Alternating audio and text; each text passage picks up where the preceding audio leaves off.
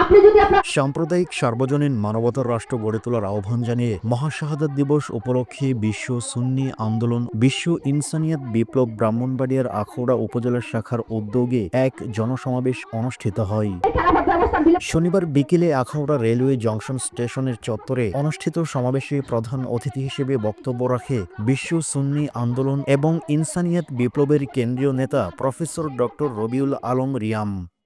এবং আল্লামা মুফতি রেজাউল কাউসার, কেন্দ্রীয় সহ সভাপতি শাহ সুফি আহমেদ শাহ মুর্শেদ, আপনার সাথে দোষী কেন্দ্রীয় সাংগঠনিক সম্পাদক শেখ হানিফ, কেন্দ্রীয় দপ্তর সম্পাদক অ্যাডভোকেট মাইনুদ্দিন টিটু এবং কেন্দ্রীয় স্টুডেন্ট ফ্রন্টের সহ সভাপতি শরীফ মৃধা, অ্যাডভোকেট রাফি উদ্দিন প্রমুখ।